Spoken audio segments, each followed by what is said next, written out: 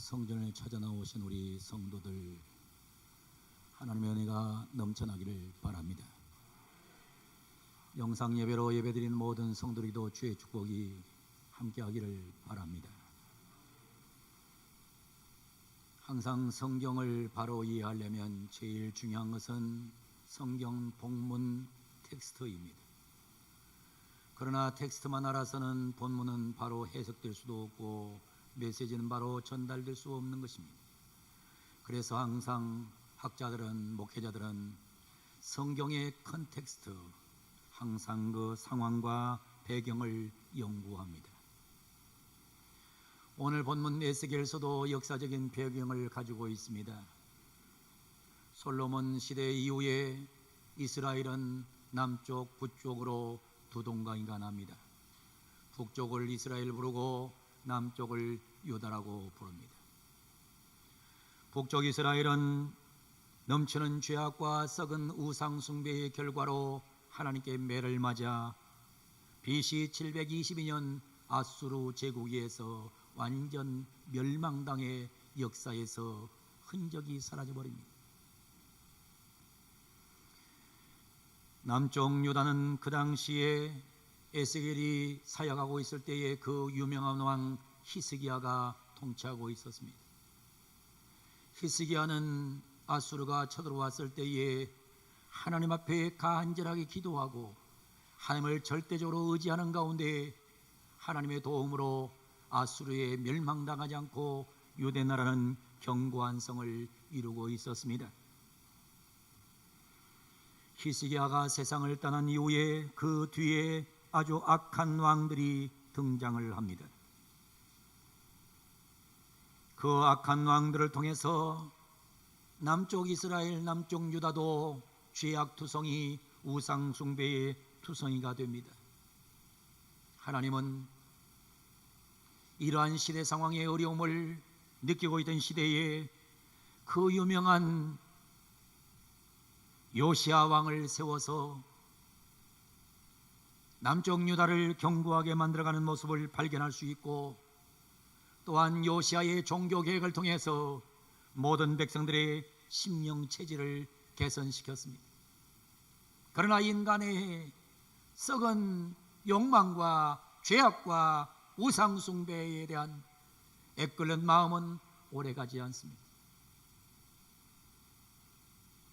요아스의 뒤를 이은 요아스는 악행을 저지르게 됩니다.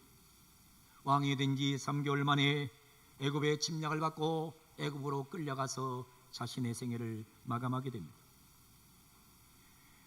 애굽은 남쪽 유다 이스라엘을 다스리면서 엘리야김, 여호야김이라는 왕을 세웁니다. 그리고 애굽의 조경을 바치고 친애굽 정책을 펼칩니다. 당시의 모든 전 세계는 아수르와 애굽 두 기둥이 역사를 다스리고 있었습니다. 그런데 BC 605년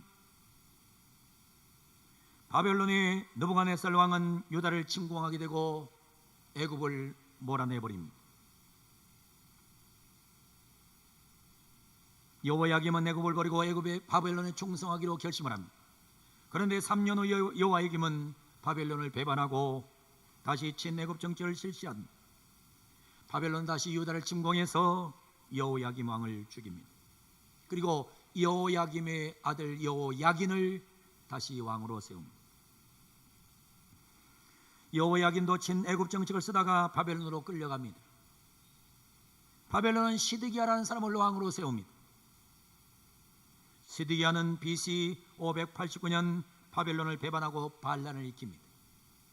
예루살렘 성벽이 파괴되고 시드기야 아들들은 시드기야 앞에서 처참하게 죽게 되고, 그리고 시드기야는 두 눈이 뽑힌 채로 개가 끌려가듯이 바벨론 땅으로 질질 끌려갑니다. 이 광경을 이스라엘 백성들은 다 보았습니다. 남쪽의 유다 백성들은 다 이런 광경을 보았어요. 자신들의 왕이 두 눈이 뽑힌 채 끌려가는 그 처참한 모습을 보았고, 수많은 이스라엘의 인물들도 바벨론으로 끌려갔습니다. 참으로 처참한 시대입니다. 아무 희망이 보이지 않는 시대입니다. 눈물과 한숨과 절망과 탄식과 가난과 저주와 질병이 지배하던 시대가 바로 이 에스겔이 하나님 앞에 부름받아서 사역하던 시대입니다. 그 어느 누구도 희망이란 단어를 말하지 못했습니다. 그 어느 누구도 소망이 있다고 말하는 사람이 없었습니다. 다 울고 있고 다 절망하고 있고 다 쓸쓸한 삶을 살아갈 수밖에 없는 상황 속에 처해 있었습니다. 그런데 이러한 시대에 하나님은 에스겔이라는 주의 종을 세워서 말씀을 외치게 합니다. 그 가장 큰 외침이 바로 오늘 본문 35절입니다. 에덴 동산같이 만들어 주리라. 내가 에덴 동산같이 만들어 주겠다고 우리 하나님이 말씀을 하십니다. 35절 성경 말씀 보세요. 사람이 이르기를 이 땅이 황폐하더니 이제는 에덴 동산같이 되었고, 이제는 에덴 동산같이 되었고.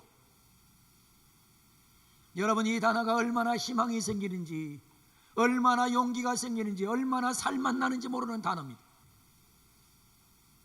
희망을 말하지 못했고 소망을 말하지 못했고 생동감 있는 삶을 말하지 못하는 그 시대 속에서 하나님은 이 에스겔을 세워서 외치기를 이제는 에덴 동산같이 만들어 주겠다고 말씀하고 계신 모습을 발견하게 됩니다.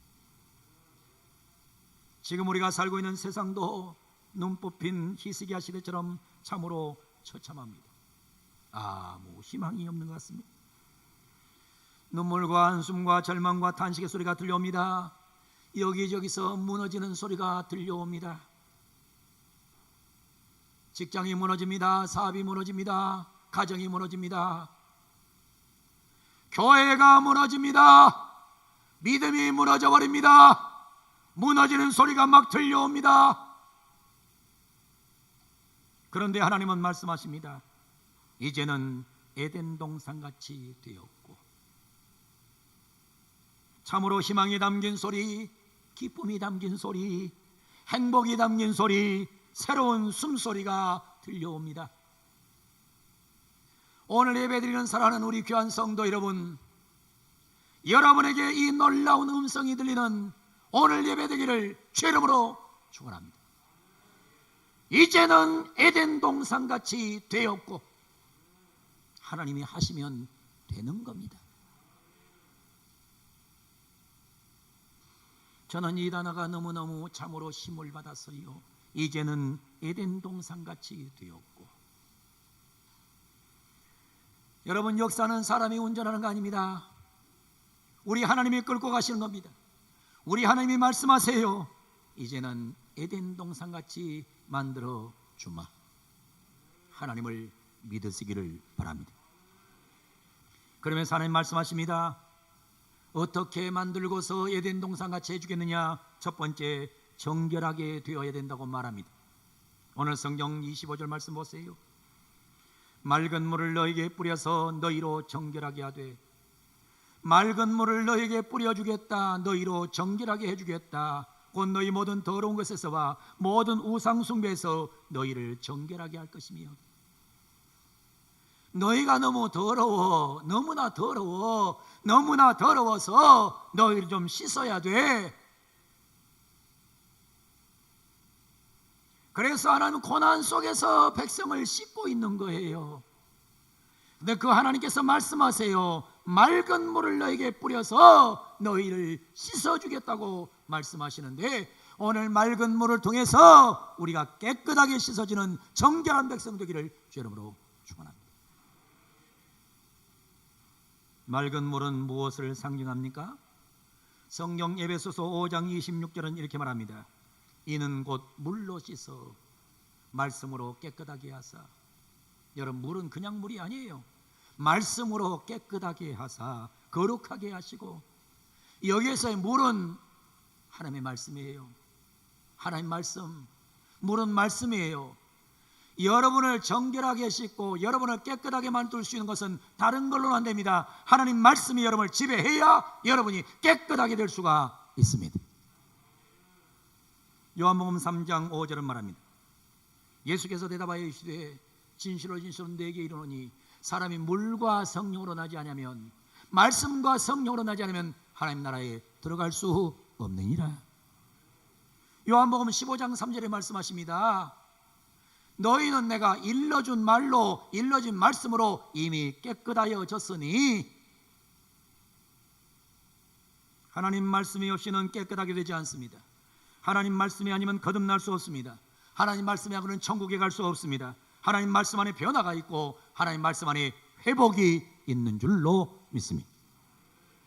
말씀은 에덴 동산같이 바꾸는 능력이 있습니다. 여러분, 다른 걸로 되지 않습니다. 하나님 말씀이 여러분을 지배해야 여러분 속에 에덴 동산같이 되는 축복이 찾아옵니다. 올 한 해 우리는 회복하게 하소서라는 주제를 가지고 지금 출발했습니다. 본문은 에스라서입니다. 여러분이 다른 거 하시면 안 됩니다. 에스라서를 열심히 읽으세요. 에스라서를 열심히 읽어요. 읽으면서 하나님 앞에 회복시켜달라고 100번 이상 읽으세요. 그리고 읽고 보고하세요. 몇 번 읽었다고? 이걸 자꾸 쓰세요. 자꾸 쓰세요. 그리고 쓴 것을 교회에 제출하세요.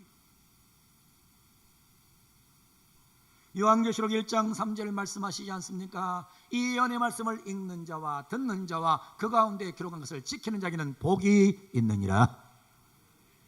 여러분, 인간의 복은 다른 데서 오지 않아요. 말씀 속에서 오는 것입니다. 말씀의 은혜 받고 말씀의 지배당하고 말씀의 권세가 역사하면 그 사람은 복을 받고 그 교회는 복을 받고 그 나라는 복을 받고 그 민족은 복을 받는 거예요. 다른 걸로는 되지 않아요. 하나님의 말씀으로 정결하게 되는 축복을 누리기를 바랍니다. 그래서 하나님 말씀으로 정결하게 되어서 이제는 에덴 동산같이 되기를 바랍니다. 우리 하나님은 두 번째 비결을 소개하고 있습니다. 성령의 지배를 받아야 된다고 말씀합니다.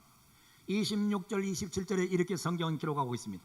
또 새 영을 너희 속에 두고, 새 영을 너희 속에 두고 새 마음을 너에게 주되 너희 육신에서 굳은 마음을 제거하고 부드러운 마음을 줄 것이며, 또 새 내 영을 너희 속에 두어 너희로 내게 율례를 행하게 하리니 너희가 내 규례를 지켜 행할지라.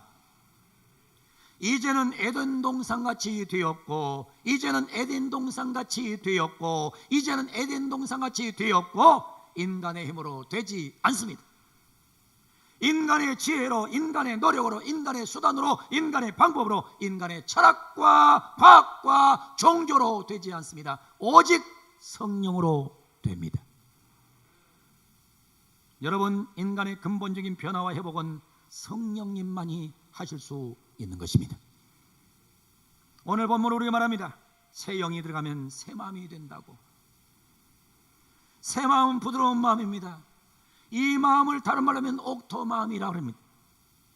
제가 우리 교회에 처음에 부임했을 때 약 20년 전에 처음 와서 연초에 부흥하면서 제가 외쳤던 말이 있습니다. 옥토 마음 운동을 전개하자. 여러분 마음이 옥토가 돼야 됩니다. 부드러운 마음이 돼야 돼요.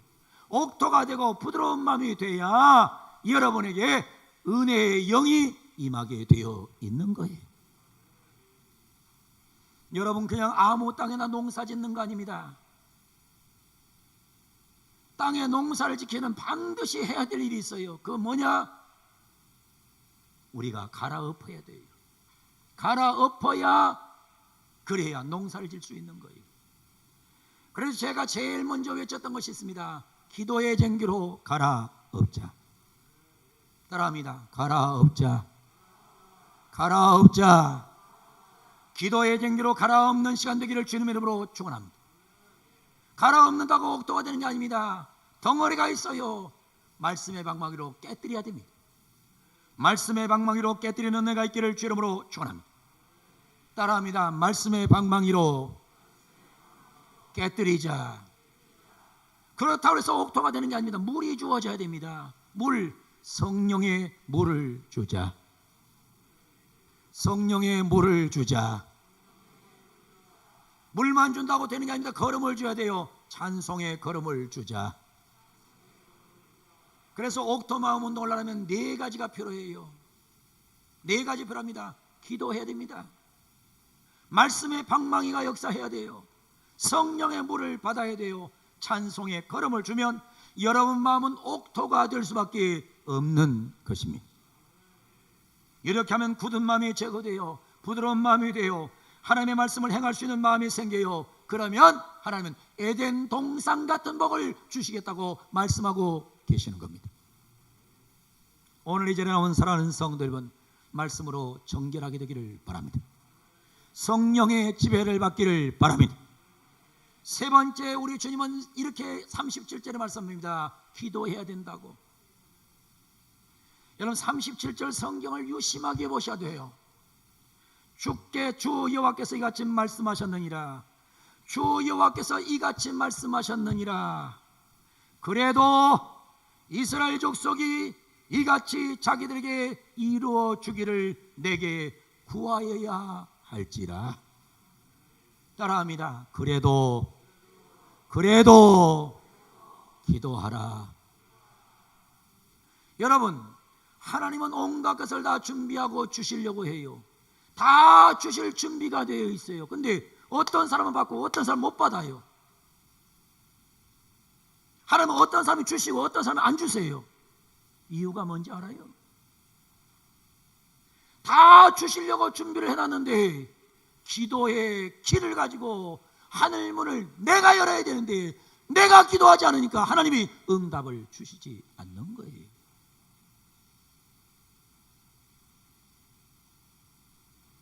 하나님 우리에게 에덴 동산 같은 복을 주실 수 있는 분입니다.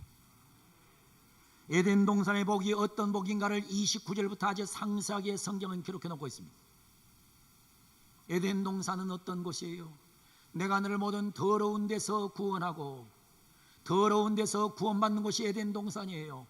곡식이 풍성한 곳, 기근이 너에게 닥치지 아니한 곳, 그곳이 바로 에덴 동산이에요. 성경 좀 넘겨보세요. 이렇게 또 성경은 얘기합니다.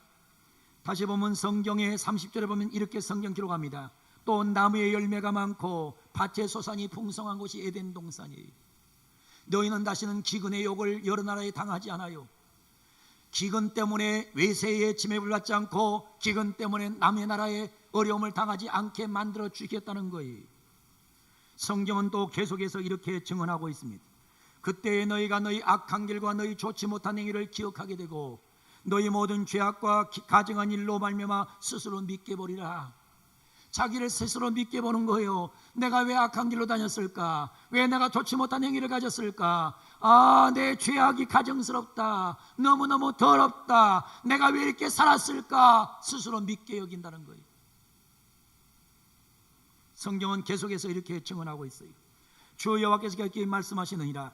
내가 너희를 모든 죄악에서 정결하게 된 날에는 성읍들의 사람이 거주하게 되며 황폐한 것이 건축되게 할 것인지요. 하나님께서 수많은 거주자를 주고 건축하는 복을 허락해 줄 것이라 말입니다. 다시 성경은 연이어서 이렇게 기록하고 있어요. 전에는 지나가는 자 눈에 황폐하게 보이던 그 황폐한 땅이 장차 경작이 될지라. 그러면서 하나님 35절에 이런 결론을 말씀하세요. 사람이 이러기를 이 땅이 황폐하더니 이 땅이 황폐하더니 이 땅이 쓸모없더니 이 땅에 한숨이 있더니 이 땅에 문제가 많더니 이제는 에덴 동산같이 되었고 황량하고 적막하고 무너진 성읍들에는 성벽과 주민이 있다 하리니. 이 어마어마한 복을 하나님은 지금 약속하고 계시는 거예요. 그런데 이 복을 아무에게나 주지 않는단 말입니다. 하나님 이 복을 다 지금 주시려고 다 하나님이 작업해 놓으셨어요.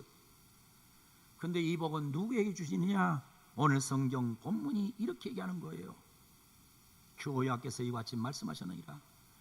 그래도 이루어 주기를 내게 구하여야 할지라. 여러분 기도하셔야 돼요.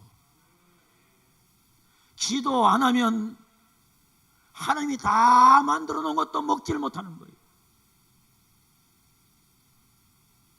어떤 사람들이 왜 이렇게 어려워요? 왜 이렇게 힘들어요?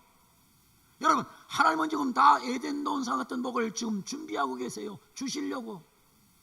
근데 기도를 안 해요. 기도 안 하고 잘 되면 뭐라고 하는 줄 알아요? 내가 노력해서, 내가 잘나서, 내가 똑똑해서 됐다, 이렇게 생각하기 때문에 하나님은 반드시 기독교인을 축복할 때는 기도를 통해서 주시는 겁니다. 그래서 우리는 기도해야 합니다.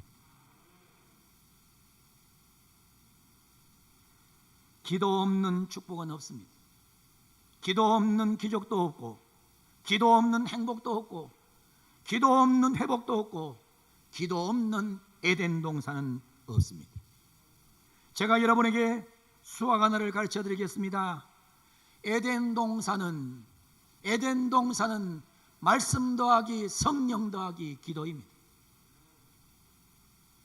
여러분이 에덴 동산의 복을 받기를 원하거든 말씀으로 정결하게 되기를 바랍니다. 성령의 지배를 받기를 바랍니다. 그래도 기도하시기 바랍니다.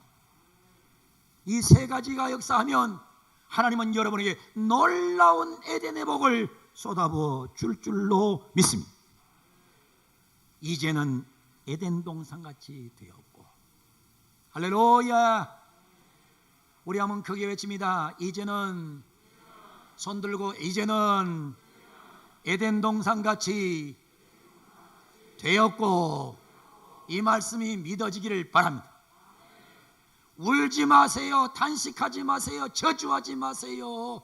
불평불만하지 마세요. 하나님은 오늘도 여러분의 삶을 에덴 동산같이 바꿀 수 있는 능력이 있는 분입니다.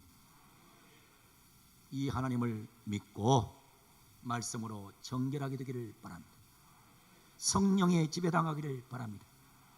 그래도 기도하시기를 바랍니다. 하나님의 축복이 함께할 줄로 믿습니다.